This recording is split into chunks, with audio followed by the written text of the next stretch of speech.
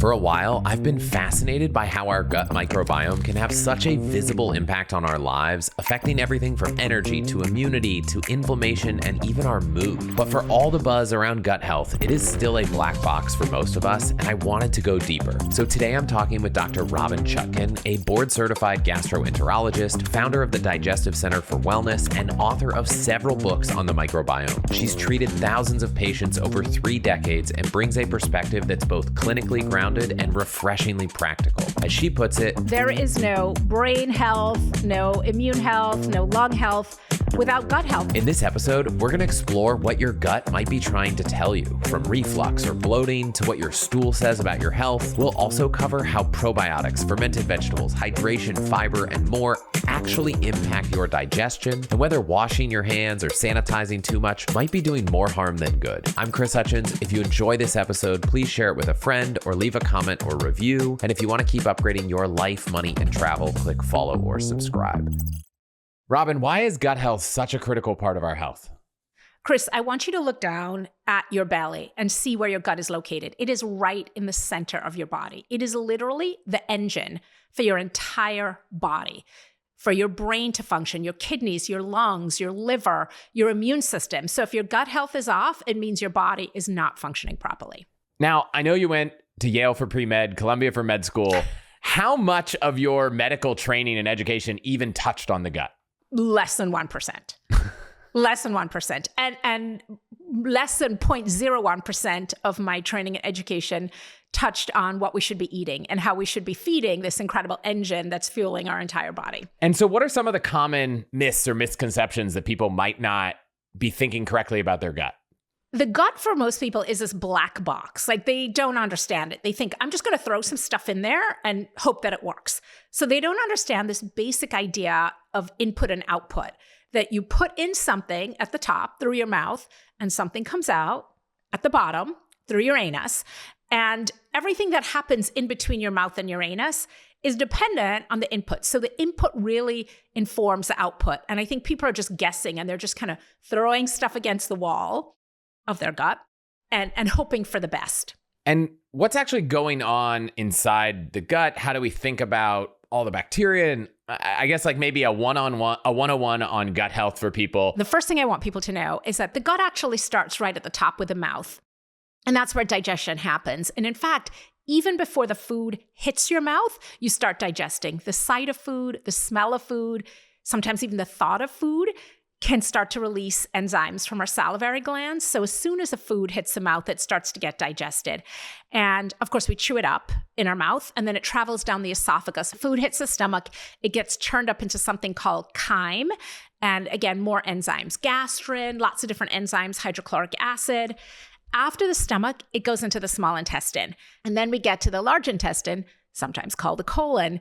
And one of the interesting things is that even though it's one continuous tube from your mouth to your anus, all the different parts work completely differently. They have different lining, different epithelium. So for example, in the esophagus, you have a squamous lining, which is very sensitive to acid because there's not supposed to be acid in your esophagus.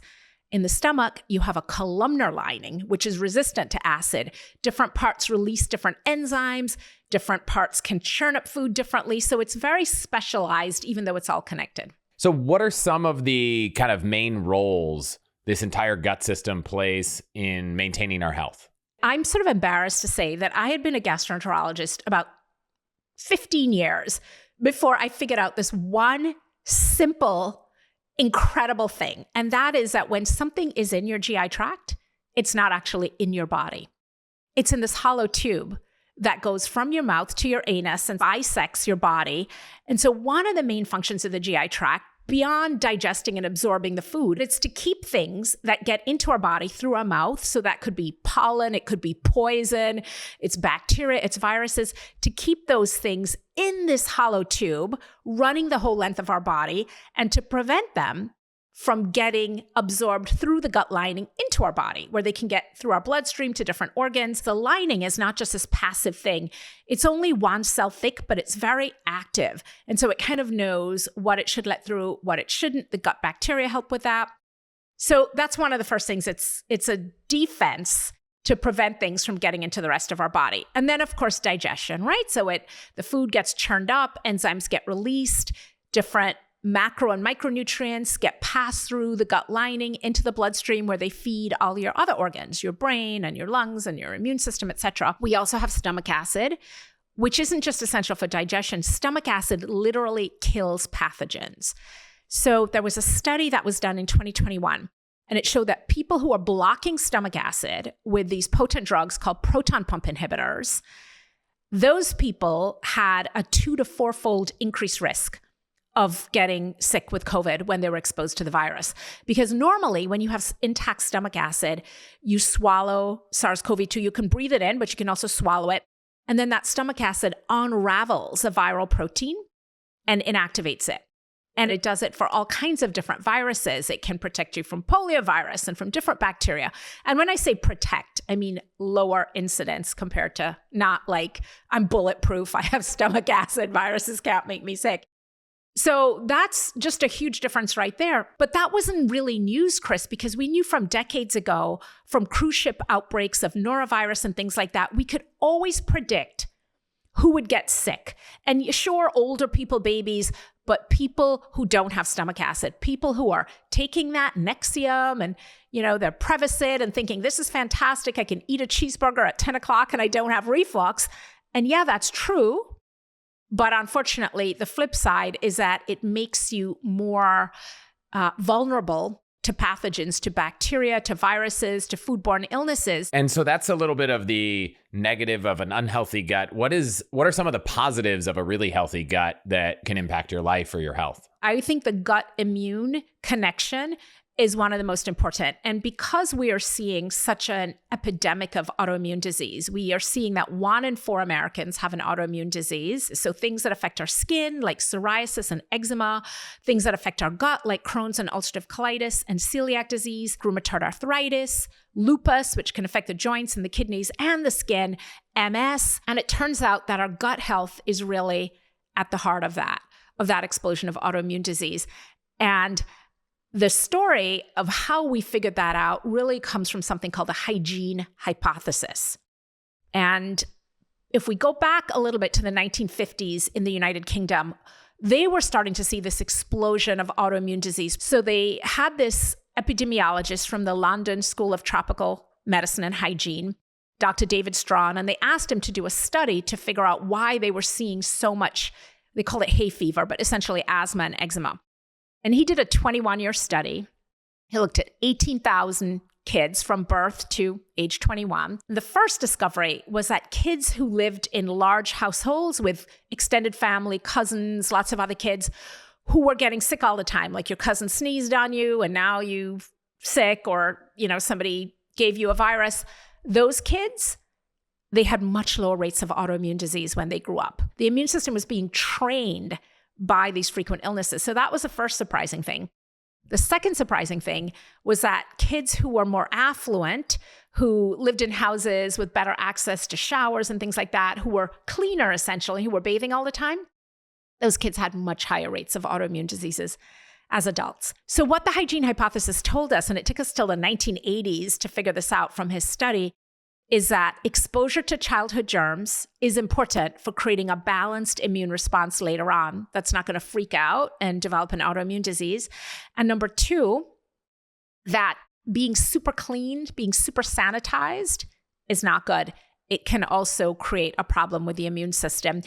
And the really interesting thing is that if we look at a map of the world today, we see high rates of autoimmune disease in the more developed countries like the US and Canada and Western Europe and Australia. And we see really low rates in sub-Saharan Africa and India and Southeast Asia. But as countries become more industrialized, as they get super clean and also eat more processed food, more medicines, etc., you start to see the rates of autoimmune disease rising. So we're seeing, for example, increasing rates of autoimmune diseases in India, in parts of the Middle East. And that it's due to a lot of things, but part of it, a huge part of it, is this sort of super sanitation and people getting very clean and also sort of cleansing their bodies with all these personal care products and cleansing their homes with things that are removing a lot of the healthy microbes. Okay, so I have 1,000 questions, but I want to take a quick pause because we have 2 young kids at home. And I would say, culturally in the States with young kids, it's like sanitize their hands all the time. They're always touching gross stuff. Just the other day, my daughter, was in the bathroom dancing and fell on the floor and then just started rolling around in a public bathroom on the floor. Very rarely does it seem like kids are using public water fountains. They're all bringing water bottles. Where's the balance, right? I assume that if someone's rolling around on the floor of the bathroom, they should probably wash their hands. But maybe you don't need to sanitize their hands 15 times a day, and maybe they don't need to shower, once or twice every single day. How do you strike that balance? Yeah, it's such an important balance. Generally now, I see these kids with a hand sanitizer hanging off their backpack, and I'm like, oh no. First of all, there are things in some of these hand sanitizers, triclosan and other things that are endocrine disrupting chemicals. So I'd much rather take my chances with dirt than with triclosan for my kid, number one. And if you look at how young babies are, they put everything in their mouth. That is an instinct. That's not, they're misbehaving or they didn't get the memo. They do that because that is how they're interacting with their environment. They are putting things in their mouth to get microbes into their body. And that's an important part of childhood. But what do? We take it away and we sanitize it and we put chemicals all over it and we're like, now you can touch it. So getting dirty is not only good, it's essential. And there's a great book out there called Last Child in the Woods, Nature Deficit Disorder. I think it's by Richard Louvie. And, we're all sort of focused on the screens and the kids are on computers too much of the time. And that's all true. But the bigger issue is they're not outside getting dirty, interacting with nature. Because after our initial journey through the birth canal, those of us who are lucky enough to be born vaginally, that's when we get colonized with the mother's good bacteria. And that forms the beginnings of our foundational microbiome.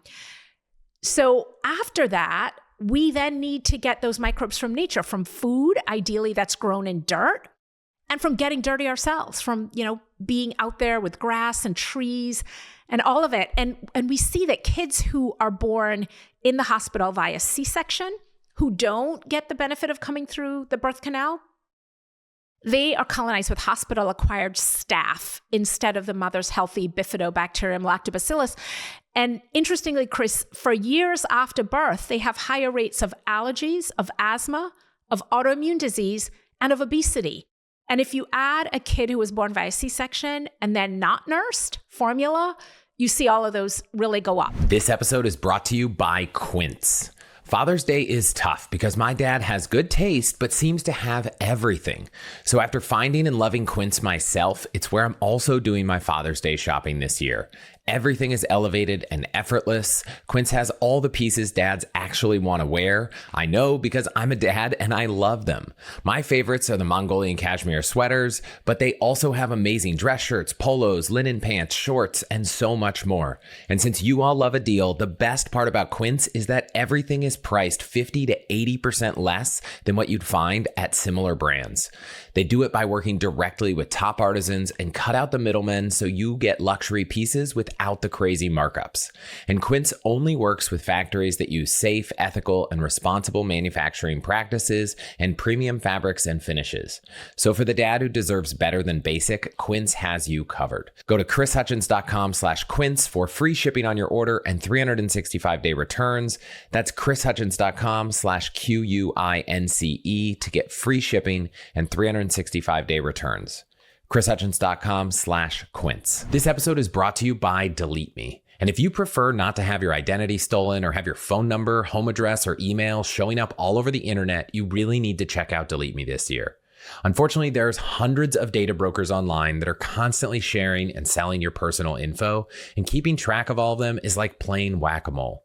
But fortunately, if you go to them one by one, you can get them to remove your data. However, that process can take hours and hours to do yourself. I know, I tried it 2 years ago, and after spending more than 10 hours and not even getting close to finishing, I gave up and started using Delete Me, and I haven't looked back. Since then, I've signed up my entire family because Delete Me will not just find and remove your personal info from hundreds of data broker websites, they'll continuously scan for new data that shows up, which sadly happens all the time, and get that removed as well.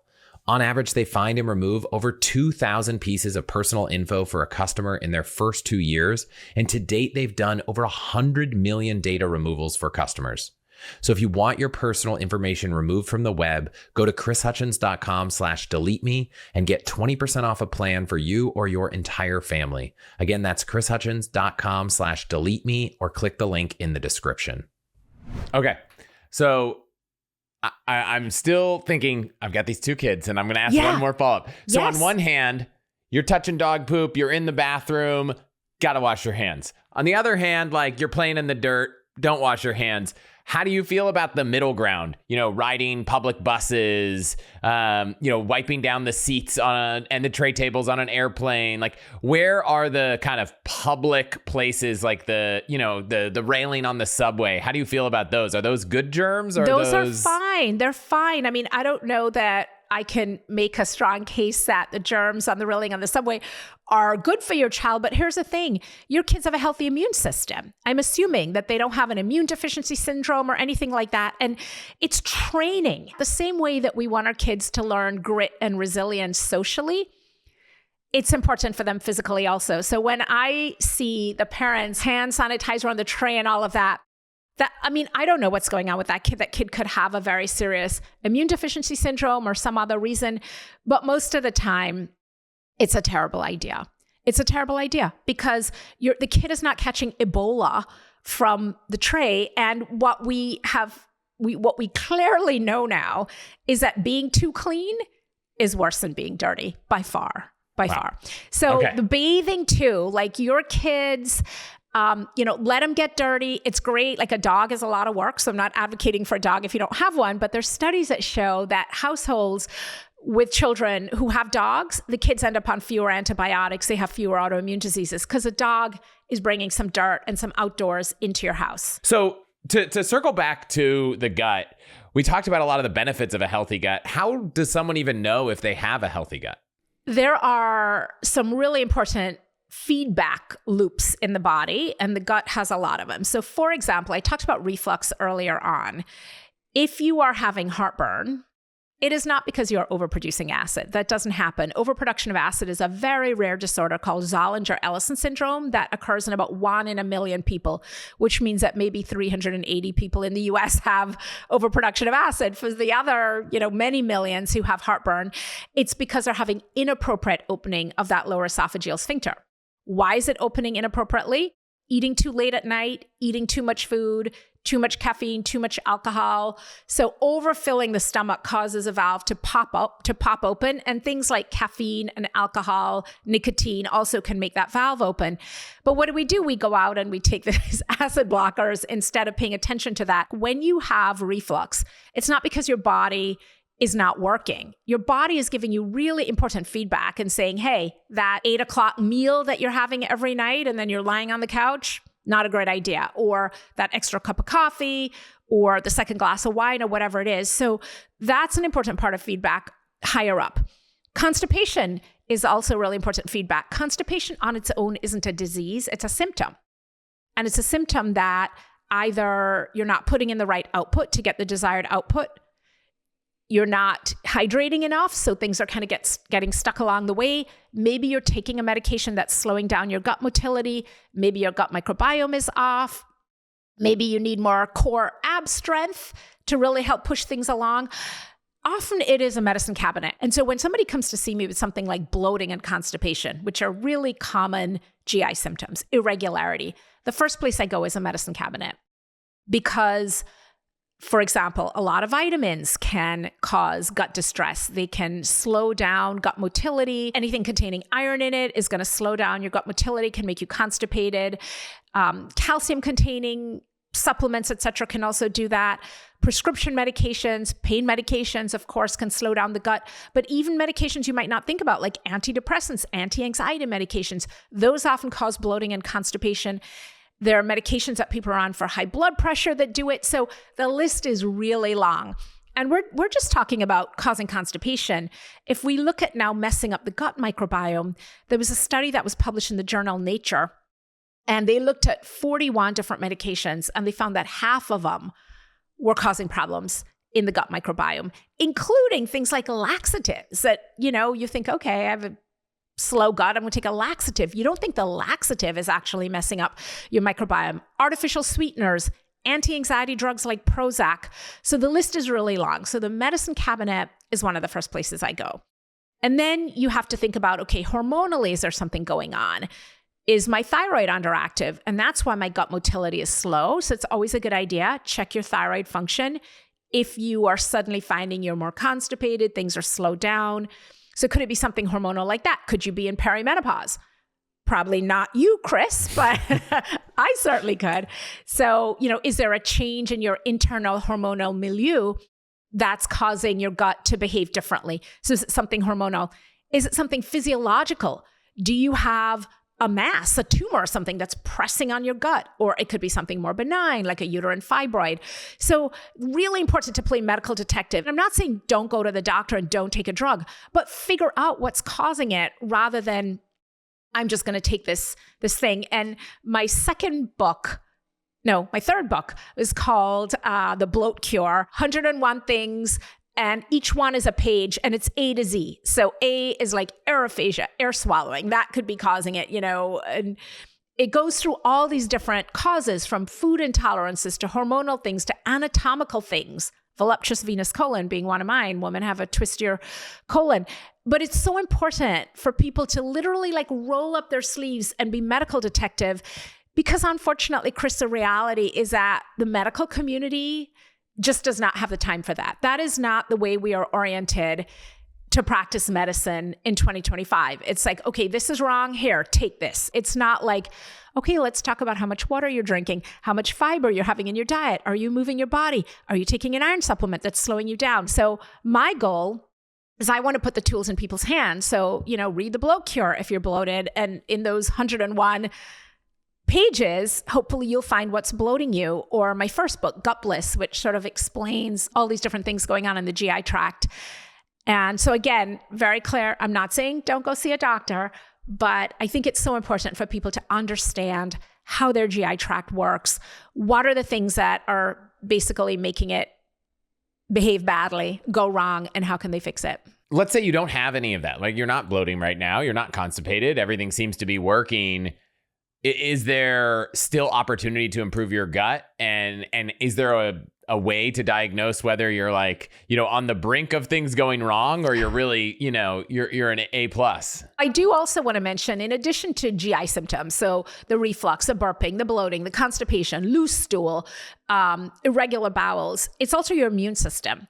Because we talked about that close connection. And when I mentioned that, the gut lining is only one cell thick, you have all the trillions of microbes on one side of the gut, and then you have the immune system on the other. You have all those cells that are releasing the cytokines, et cetera, on the other, and they're in constant communication.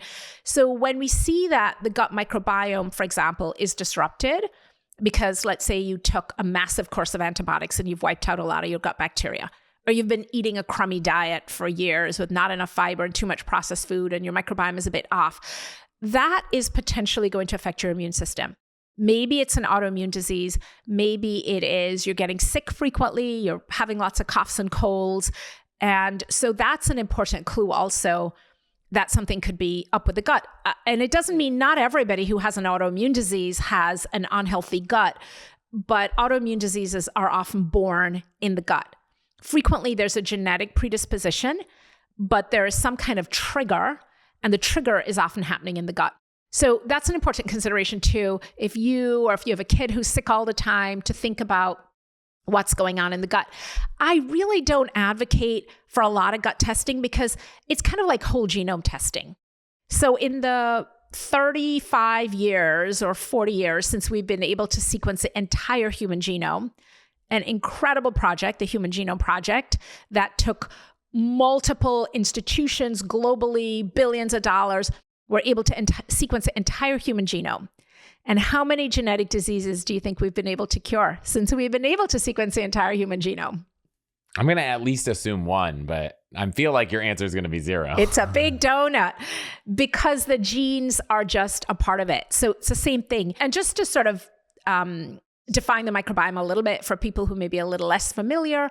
We're talking about all the organisms that live in and on our body, mostly in our gut, but they're also on our skin, on our scalp. They're even in our lungs. They're in our bladder. They're everywhere. They're under our nails. And we're talking about bacteria, but also viruses, parasites, fungal organisms, archaea. So multiple different organisms. We can't see them, but if we scraped them all up, the ones in our gut, they'd weigh about 3 to 4 pounds. It's over 100 trillion. We have somewhere around 2 to 3 times as many microbial cells as we have human cells. So we're sort of more microbe than human when you think about it. We're like the beehive, kind of inanimate, and then the microbes are all the bees. So we're talking, and then all the genetic materials, a big density of stuff. And what do? Well, they digest food. They help to synthesize vitamins like vitamin K. They help to neutralize toxins. They train the immune system, the whole hygiene hypothesis we were talking about. And they turn genes on and off.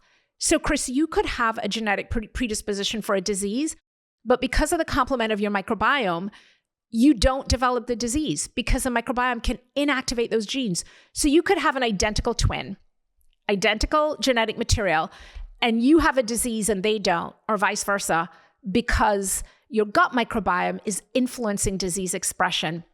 So you would think with all of that, like, all right, bring on the microbiome testing. Let's figure out what's going on. No. And that's because this is in its infancy. So we've identified maybe 1,000 or more, a few thousand species in the gut, but they're probably hundreds of thousands. And then just identifying the species isn't enough. We have to understand the metabolites and what they do. And sometimes bacteria can go from making one thing to making something else as an adaptive response based on a change in the environment. So it's really premature to go and get a stool microbiome test and think that, it's going to tell you everything you need to know. What I do recommend to people is to be citizen scientists, to contribute to the research through organizations like the American Gut Project, which is a nonprofit. For less than $100, you can send your stool in. They'll do an analysis. They're not going to then try and sell you a bunch of supplements or tell you, you can't eat blackberries. So a lot of the commercial testing, it gives recommendations that I think are really misleading and erroneous. And then there's a whole upsell of like, take this product and it's going to fix your microbiome. So I think if people want to do it, because it's interesting, contribute to the science. So the American Gut Project, their database is open to researchers all over the world. And so, for example, somebody studying Parkinson's disease can look at stool samples and the microbiome of people with Parkinson's disease to figure out that actually Parkinson's begins in the gut, believe it or not. They published data about 6 years ago, the American Gut Project study, and that was the largest microbiome study done ever. It was over 10,000 people, over 40 different countries, asking the question, what makes a healthy microbiome? And the answer was, drum roll, people who ate 30 or more different plants per week had the healthiest gut microbiome. You didn't have to be vegan or even vegetarian. They were vegans with really unhealthy microbiomes, vegans who were eating typically less than 10 different plants per week. And they were straight up omnivores, but who are eating a wide variety of plant matter. And so that's not just vegetables, it's fruits, vegetables, whole grains, nuts, beans, seeds, herbs, spices, all of it. So basically having a varied diet. And it's the same kind of stuff that Dan Buettner found with Blue Zones, right? Is having a wide variety of different plants in your diet is really where it's at. Okay. And so I know there are these tests. I think Jonah, Tiny Health, or a couple of them. I'm looking at a couple of these websites because I want to understand. And I've had friends that have taken them. And it's like, you're going to learn how healthy your gut is and what supplements you need. As someone who's studied this a lot, are you kind of like, there's just not enough evidence to support what you would do? So maybe it's more like 23andMe where you can learn about all the bacteria, but like, what do you do with that? Or absolutely. Is there a person for whom these tests are really interesting, or are they really just, wrapping a way to sell more supplements? The latter. I try to direct people away from the commercial microbiome companies where the whole goal is kind of what you said, an upsell of supplements and things that are just sort of nonsensical. And the problem too is that it kind of takes people's focus away from what they actually can do, which is overuse of antibiotics and acid blockers is a huge threat to the microbiome. A diet without enough fiber, huge threat. Too much alcohol, processed foods, all the things that you would imagine. But when somebody gets this result and they're like, oh, you just have to take the supplement, it makes them think like, oh, I don't have to do these other things. I just take this pill. And so that I think is really, that's problematic. Yeah. I have not done one. I'm like curious as a curious person, but it just reminds me of 23andMe where it was like, you likely have blue eyes. And I was like, well, I knew that one. Like, here's your earwax type. It was like kind of fun things, but it was more fun than I didn't change anything about my life because of it.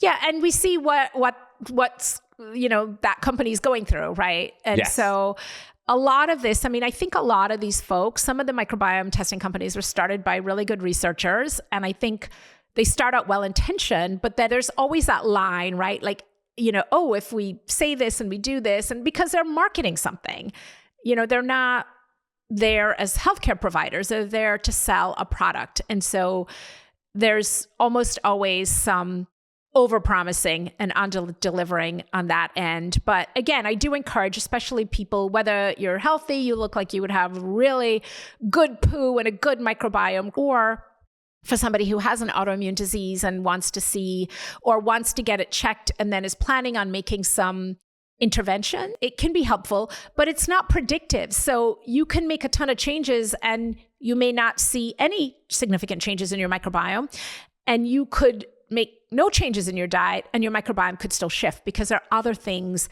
that are informing it. Our environment, our exposures, the stress in our life, all of this stuff affects the microbiome.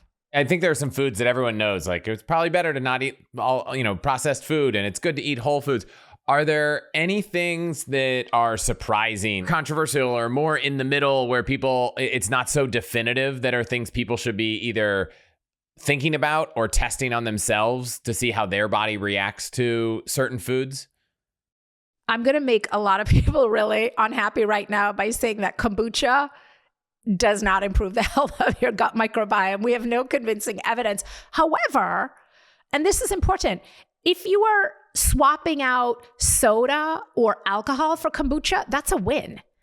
Right? Because we know that soda, any amount, is terrible for the gut. And we know that alcohol is bactericidal. It kills bacteria. It doesn't mean that it's terrible depending on how much you're drinking, but alcohol is a killer of gut bacteria. So if you're trying to drink less and you're like, I'm going to swap, a couple beers I have at night or my usual cocktail for kombucha, great.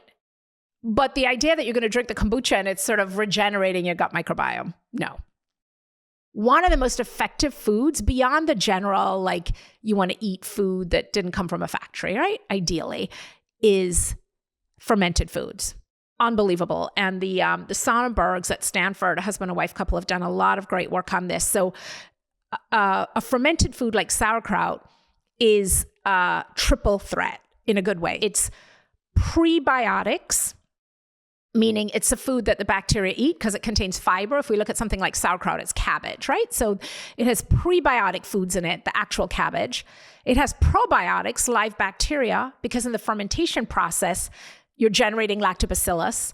And it has postbiotics, which are things like short-chain fatty acids that are all the compounds that are being made by the bacteria as they're fermented. So a jar of like really good quality sauerkraut, not like a pasteurized, factory-made one, but like, let's say you get something from the farmer's market, or that is one of the most medicinal foods you can eat. And I'm very skeptical, like the whole, acai berry and like, the whole superfood thing is so overdone. But there is such great scientific evidence for something like sauerkraut or even fermented vegetables.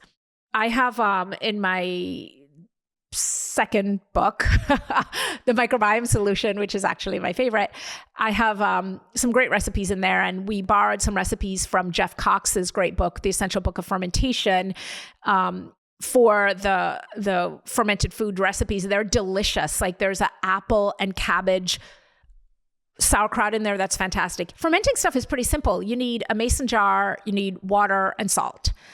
And you can ferment almost any vegetable Or you can do what I do and go to the farmer's market and buy some from somebody who's done it. But it's incredible. And you only need like a tablespoon. So even if you don't like sauerkraut, if you can commit to like a tablespoon of sauerkraut or kimchi, incredible. Yeah, you were saying sauerkraut the whole time. And I was like, I don't love sauerkraut, but I love kimchi. And will the kids eat it? Because so good for them. TBD. Kids don't like spicy, but they don't mind fermented. And we went to a Vietnamese restaurant yesterday, and the kids usually eat whatever we order as long as it's not too spicy. Wonderful. So we have not crossed the spice hurdle, but everything else seems to work. Yeah, the kids menu is ruinous to children's guts. So if you can do that, encourage your kids to just have a little taste of what you're having rather than the chicken tenders and the tater tots and the mac and cheese. That's fantastic. Well, full credit to my wife who had the kind of like 100 foods in 100 days plan, where when our daughters first started eating solid foods, there was a goal that in the first 100 days, we wanted to expose them to 100 different foods. And these are like raw ingredients, not like a Twinkie, an Oreo, that kind of thing, like a vegetable, a fish, or, a legume or something. And I was surprised. By the time you get to 100, you're kind of going out there. We weren't necessarily counting every single fish in the sea, but even then, that's not going to get you to 100. So it was like every vegetable, every fruit. We'd go to some of the kind of markets from other countries to try to find fruits and vegetables that we don't normally get. And it was awesome. And I think now there are things our kids don't like, but they'll always try something. So we've tried hard to expose our kids to a ton of food.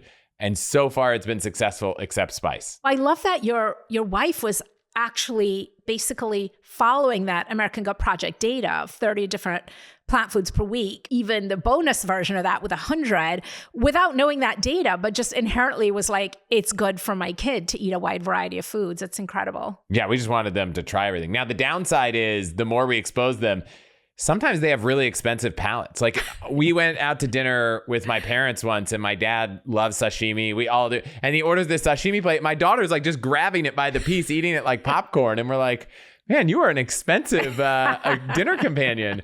This episode is brought to you by Superhuman. Now, I've used Superhuman for years, and I think it's hands down the best way to do email, assuming you value your time, which I absolutely assume you do. That's because Superhuman is the ultimate solution for inbox decluttering and enhanced productivity. It's also the fastest email experience out there, and I'm certain I've saved dozens, if not hundreds of hours a year using Superhuman.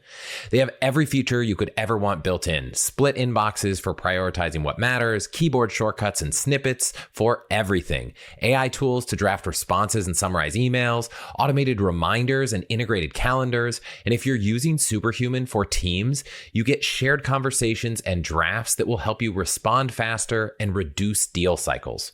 Best of all, Superhuman works with your existing Gmail or Outlook. So unless you love wasting away hours of your day to email, you have to check out Superhuman. And every one of you can get your first month free at chrishutchins.com/superhuman. Again, that's chrishutchins.com/superhuman, or click the link in the description to get back hours of your time each week. This episode is brought to you by Vuori, which is amazing because they are one of only the few brands I wear almost every single day. I've got a shirt on, I've got the core shorts on. I love Vuori, and I love that they bring a new perspective on performance apparel. It's so versatile. It can be used for just about any activity, whether it's running, training, swimming, yoga, or even lounging or running errands or going out to dinner.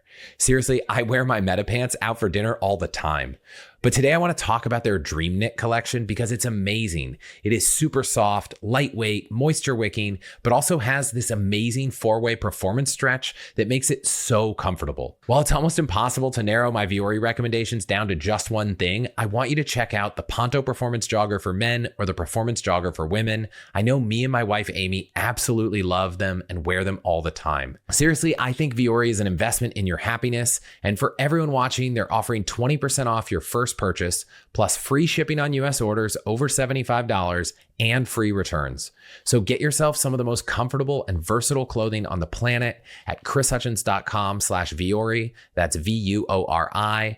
Again, that's chrishutchins.com/Vuori to discover the versatility of Vuori clothing. Exclusions apply. Visit the website for full terms and conditions and find the link in the description. You did mention when you were talking about sauerkraut, pre and probiotics, I feel like it is a topic I know absolutely nothing about, but I know there are, friends and family members who are like, oh, are you taking your prebiotics and probiotics every day? Like, this is what I take.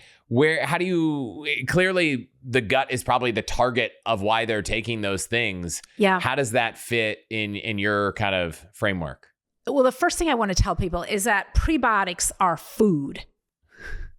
That's what you should think. A prebiotic is not a pill or a supplement. The World Health Organization definition, a probiotic is a live organism that when ingested confers a benefit to the host. So that knocks out 99% of the things people are taking because they're conferring no benefit to them. They're taking some pill from the supermarket or the pharmacy, and it's supposed to have this amount of live bacteria. Maybe it does, maybe it doesn't. And they're just pooing it out, mostly dead bacteria, not present in sufficient quantities to colonize the gut and reproduce and make a difference, and not clear that these species are necessary or doing anything. So the most important part for people to know is that you need to be trying to colonize in terms of encouraging reproduction of your existing bacteria, because half the stuff you're taking in a pill is dead or not helpful. There are some probiotics out there on the market, one in particular that I use in my patients because it's been studied in over 100 human trials, and it's a combination of 7 or 8 different strains of bacteria that have been very well studied for serious conditions like ulcerative colitis as well as irritable bowel syndrome, and found to have efficacy. But that is a kind that is refrigerated. It is sent to you with a little monitor to show that it maintained this temperature. If the temperature went above this amount, there's not enough viable organisms, and they'll replace it. That's not the typical over-the-counter that people are just going to the health food store and buying. And even for that one, as sort of fancy and spectacular as it is, I use that primarily in my patients with gut disorders. I don't recommend that the average person take that. Like vitamins, we don't have any evidence that the average person benefits from taking a multivitamin. Now, if you have Crohn's disease and you're B12 deficient, sure. Or if you have vitamin D deficiency, or if you're iron deficient, then you take iron. But just taking a multivitamin, we don't have evidence that it's doing anything. So a much more meaningful and impactful approach is to think about the gut bacteria in your gut already. You've got trillions of them. And what can you do to feed them and to amplify them and to feed the right species? And this is where you get into, okay, we want to feed them more fiber. We want to cut down on the alcohol and the processed food. We want to make sure we're hydrating so that our gut is moving. Our gut motility is normal, because when the gut is stagnant, that also creates problems with the gut bacteria. It is not as sexy, perhaps, as taking a pill, but is much more impactful for your gut. So that's a probiotic. Prebiotics refer to the food that bacteria eat. The food, not the pill or the powder or the potion, the food, the actual fiber. So things like legumes and greens and berries and all those foods that contain fiber. But particularly when we think about things like foods that are high in inulin. So it could be things like dandelion greens and oats and so on, and the fibrous part of the vegetable. So if you think about like the broccoli stalk, that's where most of the fiber is. It's not in the floret. Or vegetables like celery. So think of those dense fibrous foods. Those are prebiotics you're feeding your gut bacteria. We don't have evidence that a prebiotic pill or powder is doing anything. And that's why I always tell people, as Maya Angelou famously said, when somebody tells you who they are, believe them. When you see the label at the bottom saying this compound has not been shown to treat or cure or fix anything that's wrong with you, believe it. They are telling you this is not doing anything, and people are still buying it. I don't get it. You mentioned hydration. How much water do we need in a day for healthy guts? There's pretty significant variation based on your activity level, how much water you're getting from the food you're eating, etc. But a good rule of thumb, Chris, is half your body weight in ounces of water. So if you weigh 150 pounds, 75 ounces. If you weigh 200 pounds, 100 ounces as a baseline of just water, not water with salt or minerals or anything in it, just basic water. That's a really good rule of thumb. You said plants are good. What about animal products like meats and dairy, cheeses, milk? Any of those good, bad for your gut, or moderation? From a GI point of view, there's room for a little animal protein on the plate. I've treated thousands of patients over more than 3 decades. And I will tell you, even my patients who have severe complex autoimmune disorders where their gut is super inflamed, they can manage some animal protein. So there are lots of reasons to not eat animals for the environment, et cetera, et cetera. But to say that, the ideal diet from a gut point of view completely excludes animal protein, I don't think that's certainly not correct in my experience. That being said, I will tell you that for a lot of my patients with severe inflammation in their gut, increasing the amount of plants they're eating is incredible. So usually what I'll say to people is, if you want to eat some animal protein, have 1 animal protein meal a day. It could be breakfast, lunch, or dinner where the meal is built around animal protein.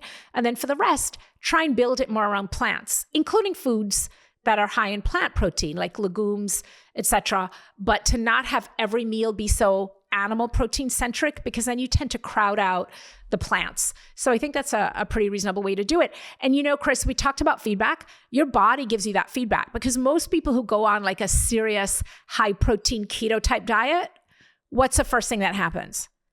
They get constipated, right? We saw sales of psyllium husk that most people would know as Metamucil soar with the advent of the South Beach diet and the Atkins diet, et cetera, because everybody was so constipated. Animal protein is fine, depending on your requirements based on what you're doing and your daily activities. You can tolerate, and you could probably tolerate more than the 1 meal a day. But once you start to get constipated, that's generally a sign that you know that you need to cut back on the animal protein and add in some more plant fiber. Are there any other kind of sneaky things that play a negative or positive role? I think I've seen you talk a little about artificial sweetener. And how does that fit in? And are there any other similar things that can have a really big impact? Artificial sweeteners are really problematic. And the worrisome thing is they've kind of snuck into everything, right? So people advertise like low sugar, and you think, okay, this has less sugar. But what they mean is it's got artificial sweetener in it. And we know definitively that these non-nutritive sweeteners, as we call them, the sucrose, the maltose, all the different oses, which are poorly absorbed sugars, that they really wreak havoc on the gut. The reason they don't contribute calories is because they're not absorbed in the small intestine. So they float on down to the colon, where they get fermented by gut bacteria, but they get fermented into harmful post-metabolic products, not healthy things like short-chain fatty acids. And some of that too, they'll give you gas. If you've ever had like diabetic candy with a lot of artificial sweetener, one of the first things you'll see is like, oh, I'm having terrible bloating and gas. And that's the products of fermentation. The other thing I want to tell people, particularly people who might be struggling with their weight and thinking, I'll have a low-calorie sweetener since I don't want to have the calories, is that insulin, the hormone that will sort of signal your body that things should be stored as fat, insulin is released in response to sweetness, not in response to calories. So even if something says 0 calories or 10 calories and you burn it in a calorimeter and it's low cal, when you ingest that substance, and if you've ever had something sweetened with an artificial sweetener, artificial sweeteners are typically very sweet, usually sweeter than regular sugar. So you ingest that, you get the same or more insulin release, which is why diet sodas are just as big a likelihood of you gaining weight as regular soda, and sometimes more, because sometimes the insulin releases more. So it's pretty misleading for consumers. They say, 0 calories, and that may be true, but not 0 weight gain. You're still getting the weight gain because you're getting the insulin release. And so I really try and steer people away from any sort of diet, anything non-nutritive sweeteners, because of that, but also because they're really tough on the gut and particularly disruptive to the gut microbiome. So one way to get around that is I always say, have the regular sugar, but just have less of it. If you usually put a tablespoon of sugar in your coffee, try a teaspoon or half a teaspoon. So just gradually train your palate to have a little less of the sweetener. In terms of dairy, part of the problem with the dairy is that the dairy industry in this country is full of antibiotics. Typically, the dairy cows are being given antibiotics prophylactically to prevent udder infections, etc. And it becomes then sort of a highly processed product at the end that's often, the animals have been exposed to antibiotics. But if we look at something like cheeses, like a good quality cheese is a fermented product. And if you're in France and where you can eat a different cheese every day of the week and never have the same cheese twice, then you can get like a really great locally made cheese, have some cheese. And if you're not terribly lactose intolerant and you really like cheese, it's okay to have a little cheese. Have a good quality, like a hard Parmesan, like a Parmigiano Reggiano or something like that. Don't have a processed cheese. And is milk in the same bucket? For most people who are lactose intolerant can tolerate a little hard cheese, but they're not going to tolerate milk. And there's not much reason for an adult to drink milk because, again, milk is what allows a little small calf to grow into a big, huge dairy cow really quickly. So, if you're trying to put weight on quickly, milk has a lot of sugar in it, etc. That could be something reasonable, but milk as a health food, not so much. It's very calorie dense, has a lot of sugar in it, and isn't really contributing much in terms of calcium and so on. What we find is that eating green leafy vegetables and small bone fish like salmon and sardine is more useful than having dairy for growing strong bones. This episode is brought to you by Built Rewards, which is an amazing points program with so many ways to earn, including on your rent, where you don't even need to check with your landlord. So let me explain. First, there's no cost to join Built, and as a member, you'll earn valuable points on rent and on your everyday spending. Built points can be transferred to your favorite hotels and airlines, and even the ones you haven't heard of. There are over 500 airlines and 700,000 hotels and properties around the world you can redeem your Built points toward. Points can be redeemed towards a future rent payment and unique experiences that only Built members can access. So if you're not earning points on rent, my question is, why not? Start earning points on rent you're already paying by going to chrishutchins.com/built. That's chrishutchins.com/built, B-I-L-T. Make sure to use our URL so they know we sent you, chrishutchins.com/built, or the link in the description to start earning points on your rent payments today. I have one more topic that I was surprised didn't come up earlier when we were talking about the symptoms. You went through the symptoms of reflux, the symptoms of bloating. We're pretty far in this conversation. We haven't talked a lot about poop. It's not a common topic on the show, but you mentioned a couple times like, oh, you want to make sure you have healthy poop. I don't think most people know what that is. So maybe we could do a quick rapid round and run through what people should be knowing and thinking and doing about their poop. Fantastic. Before we do that, I asked Mel Robbins this when I was on her podcast last year. I asked Dan Harris this when I was on his podcast a few weeks ago, and I'm going to ask you.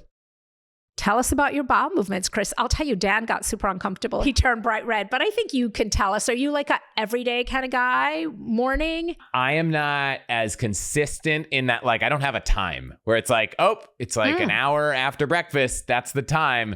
But I would say definitely feels like an everyday kind of thing, but not a 3 times a day kind of thing. It wouldn't feel alarming to me if a day went by without a bowel movement. I wouldn't be like, oh my gosh, what's wrong? But mostly because I think it's not so regimented in time that I don't even know if I would notice. And is there some ease associated with it? It's a much quicker thing. I know some people love to just go and, sit and play around and, check the news and read a book. I'm in, out. So you have just described stool nirvana. So we eat every day, we should be pooing every day. But you can miss a day here and there. If you're a 5 times a week or a 6 times a week, that's perfectly fine. If you're a twice a day or even a 3 times a day, that's fine too. If the consistency is pretty good. One of the things you said is really key, which is your in and out. The worst thing is to take your phone in or a magazine or something because you're training your bowels. Your bowels actually have nerve cells. We talk about the second brain in the gut, the enteric nervous system, and our gut has about 7 times as many nerve cells as our spinal cord. Not as much as our central nervous system. So it's a very well innervated organ and it's very sensitive to training. Think of potty training with kids, right? And so if you go in there with your phone or a book every time, what you're training your gut to do is to take your time. You're saying, oh yeah, we got all day. We're reading the news feed, take your time. So you never want to go in there with anything. You want to get in there. You want to get on the john. You want to try and push something out, or ideally you have the urge.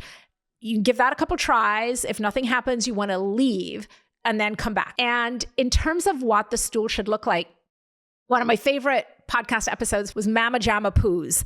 It is, if you want to know how to have a Mama Jamma poo, this is an episode to listen to, including size. You want the stool to be about the size of a banana, ideally. Now, it might not all be in one piece. It could be like, okay, here's 3 parts and you put it all together and it's about the size of a banana.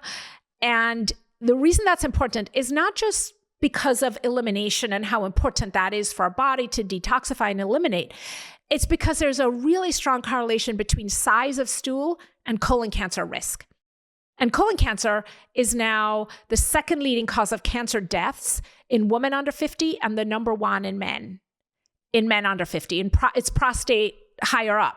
So we're seeing this, alarming increase in colon cancer in young people, and it's probably due to lots of stuff. I'm sure the food is contributing, but having a large bowel movement about the size of a banana is really protective against colon cancer, because it means that you have sufficient fiber in your diet, that you're having this really good elimination. And you want it to be a good chocolatey color, like not necessarily a dark chocolate, and you want it to have some form. It's okay if it breaks apart, but you don't want it, when it falls into the bowl, it should retain its form. It shouldn't then fall apart.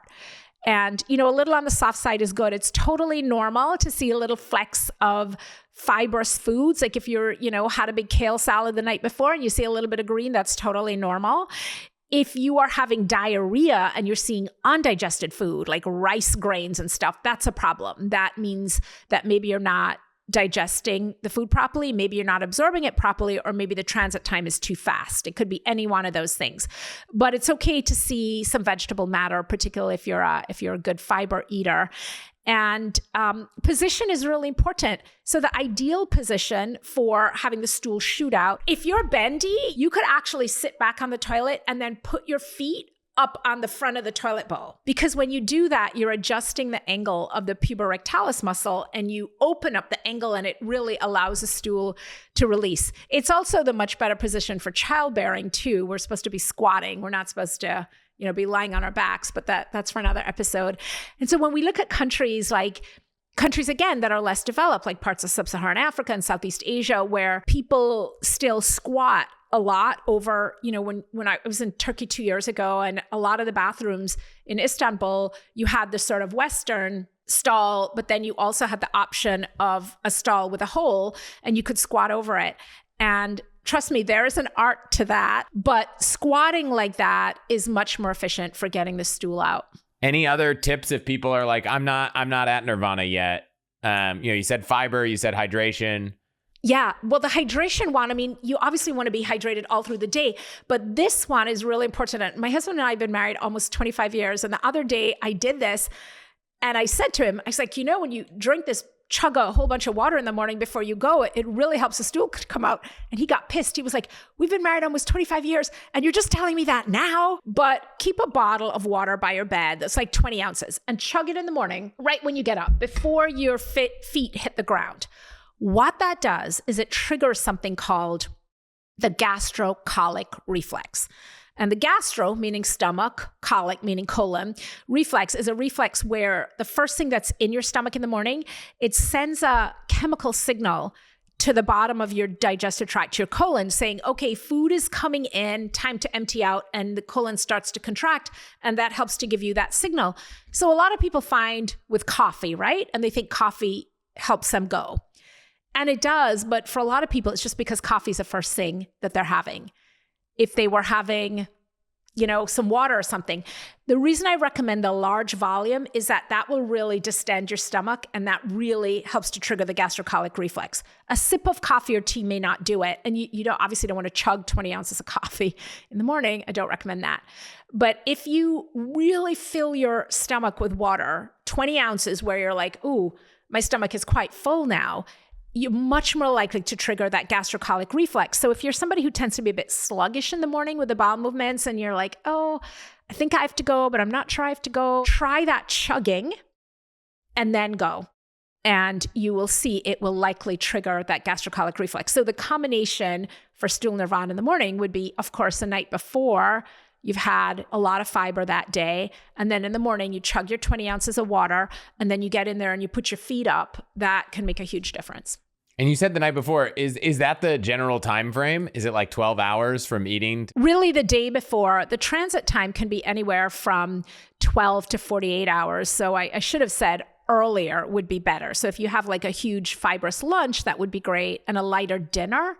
For a lot of people who are experiencing bloating or constipation or just abdominal discomfort, Calorie shifting, where you're having a bigger breakfast and lunch and a lighter dinner, will really help because the digestive tract functions in concert with a light-dark cycle, the circadian rhythm. So once the sun sets, your GI tract really slows down. And so if you're having your biggest meal at dinner time, you're likely to be uncomfortable. That food isn't really getting digested. Maybe it's triggering some reflux. So ideally, your big fiber load should be a bit earlier in the day at breakfast and lunch. Okay. We talked about bloating, but what about gas, either from either side? How does that fit in? I really like to think about gas as good gas versus bad gas. Good gas is I had lentils and Brussels sprouts for dinner and, now I have gas. And that is because those foods have a lot of poorly digestible fiber. And we don't have the enzyme. So for example, if you look at something like beans, there is an enzyme, alpha-1 galactosidase. We don't make it. And that's because the fiber in the beans is really there to feed our gut bacteria. The idea is that, we absorb what we can. The gut bacteria ferment the fiber, the poorly digestible or indigestible fiber, and then they make all these important things, the short-chain fatty acids, etc.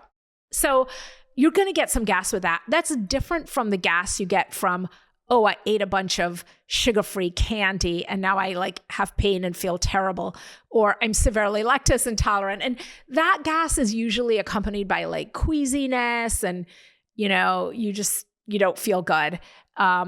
So there's a distinction there. And when people will say to me, well, I love beans and I know they're good for me. When I eat them, I have gas.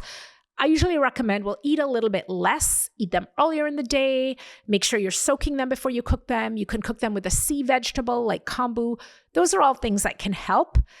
But I would never recommend somebody completely stop eating beans because they have gas, because you're supposed to have some gas with beans. And is gas actually a problem, or is it more like a cultural problem? It's more of a cultural problem, although it can be painful, Chris. A lot of the gas that I see is because people are constipated. So they're not overproducing gas in their GI tract. They're just plugged down below.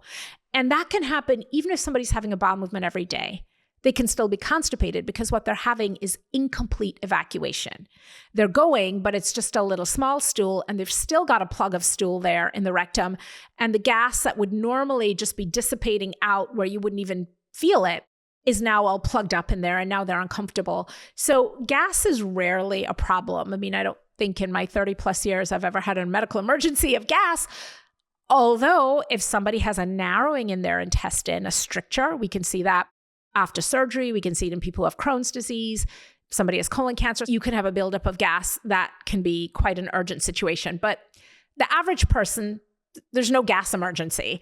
And one of the rules of thumb is if you can let it out, you should. You don't want to hold it in like that. That's really not good for your GI tract. So excuse yourself, go to the bathroom, try and let it rip. That's definitely good. And if you're having a lot of gas, even just all the time, not with beans or kale or things like that, think about whether your bowel movements could need a little enhancement. Because if you're not emptying fully, you may be experiencing more gas just because of that plug at the bottom that's not allowing things to release. And if that's not the case, is this where Aerophagia, if I'm getting it right, could play a role here? Or for someone who's like, no, bowels are great, feel like I'm emptying lots of gas, what could that be? Absolutely. I'm so glad you mentioned that. Aerophagia refers to air swallowing, air, and phagia, swallowing. And it is a very underdiagnosed but common problem. And most people who are swallowing air are doing it inadvertently. What causes people to have aerophagia? If you have a deviated septum, say your nose was broken and it didn't heal properly. If you have a deviated septum, you tend to be a mouth breather, or if you have allergies. So if you have a little bit of hay fever allergies, you'll tend to be more of a mouth breather than a nose breather. If you're a mouth breather, you're more likely to swallow air. If you are talking fast, you're more likely to swallow air. If you are drinking and talking, if you are sucking on hard candy and chewing gum, carbonated drinks, seltzer, champagne, beer, things like that, it's normal to swallow a little bit of air. But if you are experiencing the triad of frequent burping, abdominal distension, where you're really uncomfortable, and pain like that, then you may actually have aerophagia. And there's some really effective techniques. Usually it's a speech pathologist who take care of it once we've done our evaluation as gastroenterologists and made sure, it's not an ulcer, heartburn, or anything like that. They'll usually evaluate people's speech and swallowing, and they're able to determine that they're air swallowing and sort of give them some training and redirect them to do whatever it is they're doing differently. I think both of my kids would say, like, there's no cultural problem with passing gas anywhere around the house, and but they are right. It's not beans, it's not Aerophagia. It's just that's just normal, I guess. Absolutely. And kids are generally much less shy about it, right? So you're going to notice it more because you're like quietly excusing yourself and they're just letting it rip right there, which I love. So good. And kids find it so funny. Do your kids find it funny? They find it love hysterical, but I think we probably do too. So we probably compound that effect. But I always wonder, like, is there an amount that is concerning? And it sounds like if everything else is normal, No, correct. And, it can be a sign of a food intolerance, like lactose intolerance, fructose intolerance, etc. But those things usually have other symptoms, like they're having diarrhea or they're nauseated. So if it's just gas and everything else is fine, generally not something I would worry about. Just to keep going down this rabbit hole, like, does the smell of that gas mean anything related to your gut? It can, but that alone is not a problem. And, I always tell people, really look for the change in, for example, the change in your bowel movement could be that you've been colonized with some bacteria. If you traveled overseas or something, you may not have a serious infection, but your gut could have been colonized with something, or you've eaten some food that hasn't agreed with you, something like that. In the absence of other symptoms, blood in your stool, pain, a change in the consistency of the stool or the frequency, generally not an emergency. But if it persists over time, something to think about getting checked out. Okay. Super helpful. I'm sure that there are some doctors out there or medical professionals that might kind of have a dissenting opinion on gut health. What kind of evidence would you point to someone, or what would be your reaction if you were in a debate with someone that's like, this isn't as important as you're saying it is? Again, I would have them look down at their belly and say, okay, look where that is located. That is feeding everything.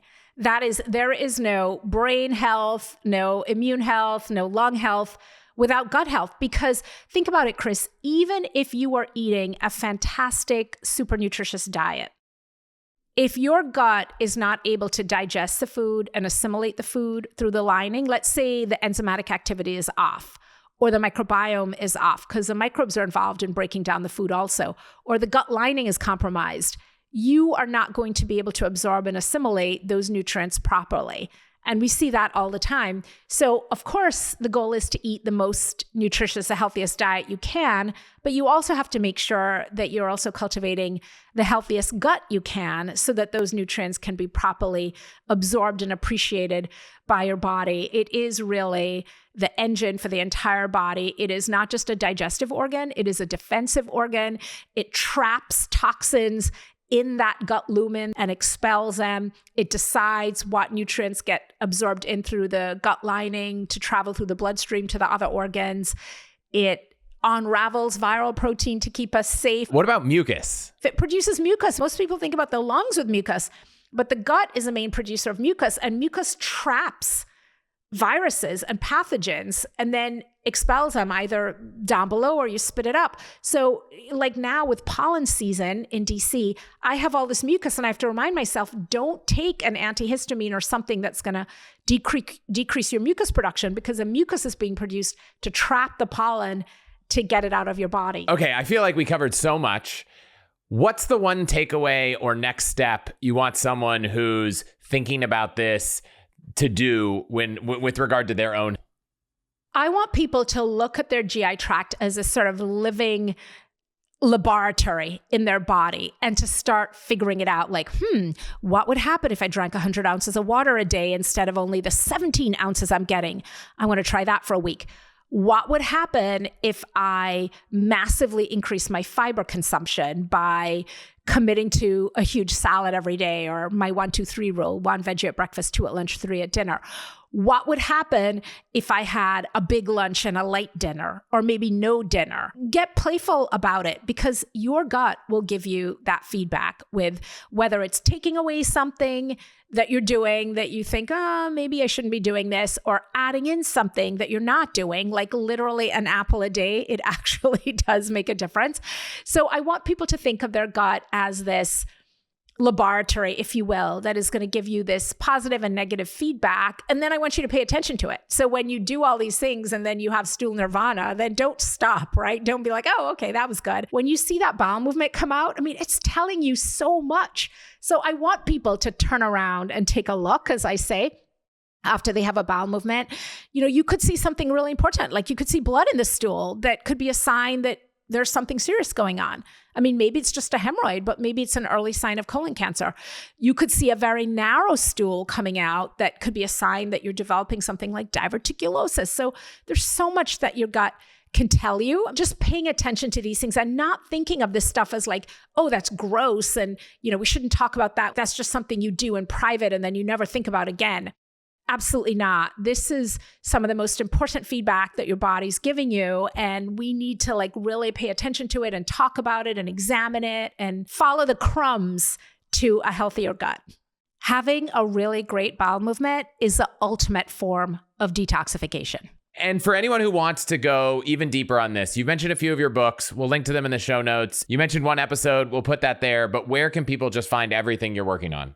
Gutbliss.com is a place to find me. One word, Gutbliss. And the Gutbliss Podcast. I have a weekly podcast. The episodes are nice and short and digestible. New episodes drop every Thursday, and we get into it. Mama Jamma poos, air swallowing, turn around and take a look. How did I forget? You can join the Gutbliss Gut Club. So twice a month, you can join me. It's a 1-hour monthly Q&A. Ask me anything about gut health. Literally no question is too big or small.